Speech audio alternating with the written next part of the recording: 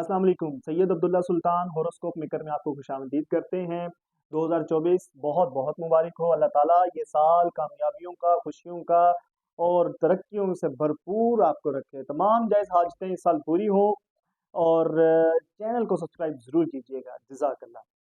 लियो बुर्ज असद, इस साल हम बात करेंगे प्लैनेट्स की, बड़े प्लैनेट्स की बड़ी मूवमेंट के ऊपर, उनके आपकी लाइफ के ऊपर क्या असरात आएंगे और किस तरह से हम उनको देखते हैं। तो बढ़ते हैं अपनी प्रोडिक्शंस की तरफ। जुपिटर आपके 10th एंगल पर है। 10वां घर जाइचे का ऐसा घर है जो सबसे ज्यादा पढ़ा जाता है। वो उसकी जरूरत भी है सबसे ज्यादा पढ़े जाने की, क्योंकि वो इंसान की खुद से कमाई हुई दौलत, उसकी शख्सियत, उसका ओहदा, मर्तबा, ये आपके कैरियर का घर होता है। तो कैरियर की फिक्र इंसान को सबसे ज्यादा होती है। आखिरी साल के 4 साढ़े 4 महीनों में जुपिटर यहाँ पर हालत रुजत में था, रेट्रोग्रेशन में था, उल्टी चाल में था। तो बहुत ज़्यादा आपको स्ट्रगल करनी पड़ी अपने करियर के लिए। आप फ़िक्रमंद थे, बहुत कॉन्शियस थे। और कुछ मैं ये समझता हूँ कि शायद कुछ वहम, कुछ डर भी थे आपके अंदर मौजूद, लेकिन 1 जनवरी को ही जुपिटर डायरेक्ट होगा आपके 10th एंगल के ऊपर। अब जुपिटर 10th एंगल के ऊपर है। 10th एंगल डील करता है आपका ओहदा, आपका मर्तबा, कैरियर, किसी बड़े अदारे की मैनेजमेंट करना, कोई नया अदारा खोलना, नया बिजनेस खोलना, किसी नई जगह इन्वेस्टमेंट करना, कोई नई सर्विसेज का आगाज करना। तो जुपिटर का 10th एंगल पर होना ये वाज़ह करता है कि आपकी मसरूफियत में इजाफा होगा, आपके कैरियर को एक पीक फैक्टर मिलेगा, आपके कैरियर में एक हुस्न आ जाएगा, आपके इख्तियार में इजाफा हो जाएगा, आपकी पावर्स में इजाफा होगा। हर एतबार से ये एक बहुत खूबसूरत पोजीशन है। और मैं ये क्या कहूंगा कि साल का इख्तिताम भी आपका कामयाबियों के ऊपर हुआ और साल की शुरुआत उसी तसलसल से आपको देखने को मिली। तो साल की शुरुआत भी आपकी कामयाबियों से भरपूर है और इसका तसलसल भी आपको चलता रहेगा। अब जुपिटर इस एंगल के ऊपर 25 मई तक रहेगा। 25 मई तक वो कारोबारी बेहतरीन सूरत हाल फराहम करेगा। लेकिन इसके इस साल 3 फेज होंगे। पहले फेज को हम डिस्कस कर चुके हैं, दूसरे और तीसरे फेज को हम वीडियो के आगे चल के इस फेज को डिस्कस करेंगे। अभी हम साल का शुरुआत करते हैं, जनवरी की तरफ चलते हैं। सन एंड मार्स आपके 6th एंगल के ऊपर होंगे। छठा घर आपकी नौकरी का, कैरियर का। कैरियर से मुराद ये जॉब, सर्विसेज और जो आपकी जॉब स्किल्स होती हैं या इंसान के जो वर्किंग स्किल्स होती हैं, ये उनको डील करता है। 6th एंगल है, सन वहां पर मौजूद है, मार्स वहां पर मौजूद है। थोड़ा एग्रेसिव हो सकते हैं या आपकी आपके जो ऑफिशियली मामलात हैं उनमें थोड़ी सी दिलचस्पी कम दिखाई देती है।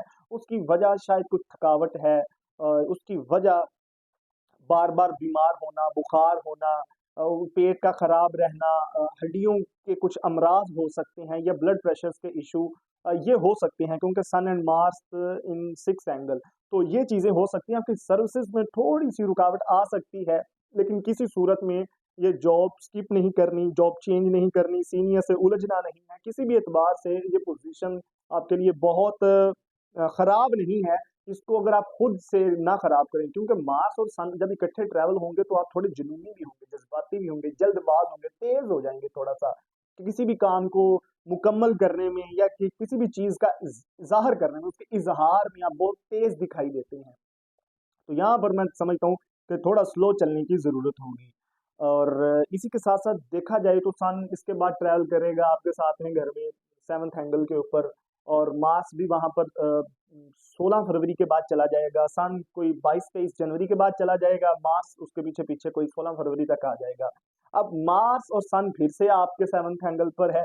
ये लियो का बेहतरीन वक्त है, शादी, रिश्ता, मंगनी, रुखसती, नया एग्रीमेंट, दोस्त के साथ कारोबार करना या बिजनेस में किसी नए पार्टनर की इन्वॉल्वमेंट के लिए ये आपका बेहतरीन वक्त होगा।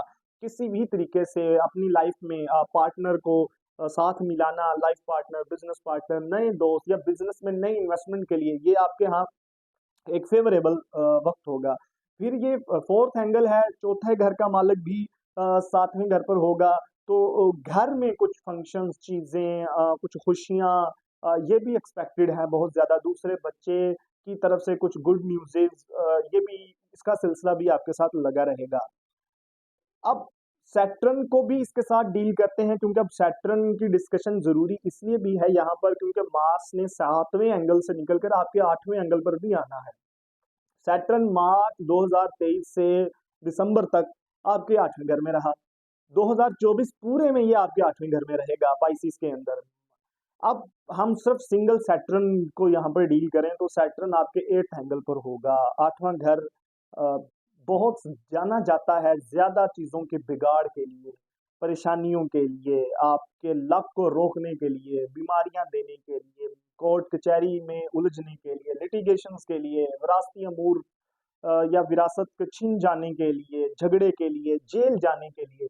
तो सैटर्न यहाँ पर ऑलरेडी मौजूद है, जो कि मैं समझता हूँ कि लियो को थोड़ा सा टफ टाइम दे सकता है, लेकिन उसका एक मखसूस पोर्शन होगा जब मार्स और सैटर्न यहाँ पर कंजक्ट हो जाएंगे, एक ही घर में इकट्ठे हो जाएंगे। लेकिन अभी हम सिर्फ आजादाना अगर सैटर्न जोहल की बात करें तो जोहल यहाँ पर आपको कोई सॉलिड चीज भी देकर जाएगा। ये हमेशा याद रखें, सैटर्न जब भी 6, 8 या 12th एंगल के ऊपर होता है तो ये पॉजिटिव हो जाता है, ये फेवरेबल हो जाता है, ये रिजल्ट्स देता है, चीजें देता है, जिसमें घर हो सकता है, प्लॉट हो सकता है, विरासत हो सकती है, गाड़ियां हो सकती हैं। तो यहाँ पर बहुत ज्यादा जो मैं देखता हूँ लियो को, वो शुरू साल से ही उनका जो इंटरेस्ट लेवल है वो घर के ऊपर, प्लॉट के ऊपर, गाड़ी के ऊपर, चीजों को चेंज करने के ऊपर, जो ऐसी चीज जो जो बड़ा साइज रखती हो वो उनमें आपकी इन्वेस्टमेंट मुझे दिखाई देती है। तो सैटर्न इस एतबार से बहुत अच्छा है, ये यहाँ पर आपको विरासत में भी हिस्सा लेकर देता है। और अगर किसी भी एतबार से आप कोर्ट कचहरी का सामना कर रहे हैं तो ये पॉजिटिव है आपके हक में रिजल्ट्स देने को। तो सैटर्न से यहाँ पर आपको फायदा इस एतबार से भी लेना है कि अपनी जो है आपके प्लान्स उसमें ये चीज शामिल रखें कि इस साल इन टारगेट्स में हमने घर, गाड़ी, प्लॉट और प्रॉपर्टी को बनाना है, प्रॉपर्टी पे इन्वेस्ट करना है। सैटर्न ये बहुत अच्छा टाइम है, बहुत अच्छा टाइम है। अगर आप प्रॉपर्टी बिजनेस से भी वाबस्ता हैं, अगर आप प्रॉपर्टी सेल परचेज करना चाहते हैं साल, उस साल ये आपके लिए बहुत फेवरेबल है। अच्छा, अब हम डिस्कस करेंगे कि मार्स और सैटर्न यहाँ पर कंजक्ट होंगे, एक ही घर में होंगे, एक ही साथ होंगे, चूंकि ये दोनों एनिमीज प्लेनेट हैं। 23 मार्च से लेकर 30 अप्रैल तक ये 45-47 डेज बनते हैं, या उससे भी थोड़ा सा कम ड्यूरेशन बनता है। तो ये इस ड्यूरेशन में ये आपके 8th एंगल पर इकट्ठे हो जाएंगे। मैं ये समझता हूँ कि ये इस साल का सबसे मुश्किल तरीन वक्त आपका हो सकता है। उसमें मार्स चूंकि आ रहा है आपके 4th एंगल से, उसका ऑनर है आपके 9th एंगल का ऑनर है। जब ये 9th एंगल को देखा जाए तो 8th एंगल उसका 12वां घर बनता है। ये हर एतबार से मुश्किल वक्त हो सकता है, आपके घर का सुकून, घर की खुशियां ये छीन लेगा। घर वालों से इख्तलाफ कर सकता है। चौथा घर पेरेंट्स का घर है, वालदा या वालद से रिलेटेड कुछ मसाइल जन्म ले सकते हैं, उनसे रिलेटेड कुछ चीज़ें सामने आ सकती हैं, इख्तलाफात पैदा हो सकते हैं। मरीख को तो चूंकि चौथा घर डील करता है तो ये घर की बेसुकूनी यहाँ पर पैदा कर देता है। आप हर एतबार से घर जाना नहीं चाहते, घर से दूर रहना चाहते हैं, ब्लड रिलेशंस के साथ मसाइल पैदा कर सकता है, वालदैन के हेल्थ इश्यूज क्रिएट हो सकते हैं, लेन देन के मसाइल में भी आपको डिस्टर्ब कर सकता है, आपके बैंक अकाउंट्स को खाली कर सकता है, इवन के बैंक अकाउंट्स में प्रॉब्लम्स आ सकती हैं। इस तरह के इश्यूज भी, टेक्निकली फॉल्ट का सामना करना पड़ सकता है। आपको गुस्सा बढ़ेगा, बेचैनी बढ़ेगी, डिप्रेशन बढ़ेगा, एंजाइटी लेवल पीक पर चला जाता है। तो मार्स और सैटर्न का एरिया कोई बहुत ज्यादा नहीं है कि इसने बहुत टाइम इधर रहना है, ये थोड़ा सा एरिया है, इस एरिया को मैनेज करना होगा। और चूंकि मरीख जहन पर सवार हो जाता है, तेजी पैदा करता है, तलखी पैदा करता है, तो हर वो मुमकिनात में से चीजें मुझे नजर आती हैं कि हो सकता है कि आप इस ड्यूरेशन को मैनेज ना कर सकें। लेकिन लियो के यहाँ स्किल्स बहुत हैं, मेंटल स्ट्रेंथ बहुत है, पावर्स बहुत हैं, तो लियो बर्दाश्त कर सकता है। लेकिन जो लियो यहाँ पर नहीं बर्दाश्त करेंगे उनका फिर ये जो टाइम फ्रेम है ये बढ़ जाएगा, ये सिर्फ 30 अप्रैल तक नहीं रहेगा, क्योंकि इसके बाद मार्स ने यहाँ से निकल के, अगर यहाँ से चीजें हैंडल ना हुई आपसे, यहाँ से मार्स ने निकलना है, आपके 9th हाउस पर चले जाना है। वहां वो मार्स का ओन हाउस है, अपना घर है, प्लस वहां पर राहु बैठा होगा। मज़ीद 45 डेज़ का इम्तिहान बढ़ जाएगा। लेकिन जो लियो यहाँ पर खुद को मैनेज कर लेगा, चीज़ों और हालात से सैक्रिफाइस कर लेगा, अपनी बेसुकूनी वाली कैफ़ियत को, मैं समझता हूँ कि तनाव को नॉर्मल कर लेगा, वो आगे चल के टाइफ टाइम का सामना नहीं लेगा। तो ये मार्स का एक ड्यूरेशन बताना आपको बहुत ज़रूरी था। हम जुपिटर के एक फ़ेज़ की बात पहले कर चुके। इस कंडीशन में जुपिटर के दूसरे और तीसरे फ़ेज़ की बात करना बहुत ज़्यादा ज़रूरी है। जुपिटर आपके 10th एंगल पर होगा 25 मई तक। 26 मई को वो आपके 11th एंगल के ऊपर चला जाएगा। आपकी ख्वाहिशात का घर है, आपके बड़ों का घर है, आपके बड़े बहन-भाइयों का घर है। जुपिटर जा रहा है अपने दुश्मन के घर में और ये ऑनर है आपके 8वें घर का, ये ऑनर है आपके 5वें घर का। 5वें घर का मालिक 8वें घर का मालिक उठता है और ज़ाइचे के 11th हाउस 11वें घर में जाकर बैठ जाता है। जुपिटर 11th हाउस में 26 मई को चला जाएगा और 8 अक्टूबर तक ये उस कैफियत में डायरेक्ट रहेगा। एक ये फ़ेज़ है, दूसरा फ़ेज़ है कि 9 अक्टूबर से लेके साल के आखिर तक ये रेट्रोग्रेड हो जाएगा। 2 सूरतें हैं आपके पास, दोनों सूरतों में क्या-क्या चीज़ें पॉसिबल हो सकती हैं। 5वां घर पहला बच्चा, 8वां घर आपकी हेल्थ, ये निकलता है जुपिटर यहाँ से और आपके 11th एंगल पर चला जाता है और वहां पर जाकर भी ये नेगेटिव हो जाता है। ये ऐसी सूरत में आपको पहले बच्चे की तरफ से और हेल्थ की तरफ से काफी क्राइसिस होंगे, काफी मसाइल होंगे, काफी पेचीदगियों का सामना होगा। खुद भी आप इमोशनली तौर पर काफी डैमेज हो चुके होंगे, काफी मुतासर होंगे। रिश्तों से, रिश्तेदारों से काफी क्राइसिस का सामना है जो कि मैं देखता हूँ, क्योंकि बहन भाई, फिर पेरेंट्स, फिर ब्लड रिलेशंस, घूम फिर के जो सर्कल कायम होता है वो आपके रिलेटिव्स के इर्द गिर्द ही बन रहा है इस साल, जो कि मैं समझता हूँ कि बहुत एहतियात से लेकर चलने की जरूरत होगी आपको।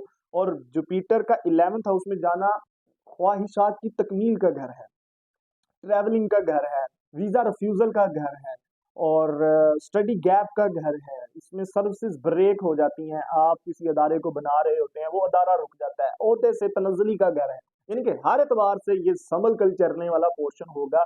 जुपिटर आपकी साख को डील करता है, आपके लक को डील करता है, आपकी मौज-मस्ती, हुस्न को डील करता है और ये जब मुतासर होगा तो आपकी ये सारी चीज़ें मुतासर होंगी। ये था इसका दूसरा फेज़। थर्ड फेज़ आपको इसका देखने का मिलेगा जब ये रेट्रोग्रेड होगा। रेट्रोग्रेशन क्या होती है? रुजत क्या होती है?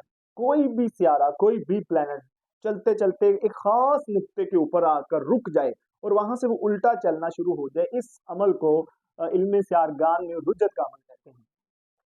जुपिटर का 11th हाउस में रेट्रोग्रेड होना, रुजूत पज़ीर होना आपके लिए फ़ेवरेबल होगा, मुबारक होगा, बाइसे बरकत वाला होगा। जो लॉसेस मैं जिनका ज़िक्र कर रहा हूँ, जिस एंग्ज़ायटी, जिस डिप्रेशन की मैं बात कर रहा हूँ, जिस फ़िक्र की मैं बात कर रहा हूँ, वो सारी आपकी रिकवर होना शुरू हो जाएँगी। वो जो बैड लक का एरिया है, गुड लक में कन्वर्ट होना शुरू हो जाएँगे। आपके वही बड़े, वही अंकल्स, वही बहन-भाई, वो ब्लड रिलेशंस आपके सपोर्टिव हो जाएँगे। वही सारी चीज़ें आपके लिए तावन में आना शुरू हो जाएँगी। आपकी जो स्टडी के मामला थे, जो वीज़ा इश्यूज़ के मामला थे, मुख्तलिफ तरह की चीज़ें थी, वो आपकी इम्प्रूव होना शुरू हो जाती हैं। तो जुपिटर का इस तरह से इस अंदाज़ में रेट्रोग्रेड होना आपके लिए फ़ायदेमंद होगा। उसकी एक बड़ी वजह ये है कि जुपिटर का 11th एंगल पर होना, रुज्जत में होना, ये आप लोगों को फ़ायदा देगा क्योंकि वो उसके दुश्मन का घर है। जब भी सियारा दुश्मन के घर में जाता है, तो रेट्रोग्रेड होता है, तो वो फ़ायदा देता है। ये थी आपकी इस साल की बड़े प्लैन्स की प्रेडिक्शंस और उम्मीद करता हूँ ये आपके काम आई होगी। अपने एस्ट्रोलॉजर को इजाज़त दें। अल्लाह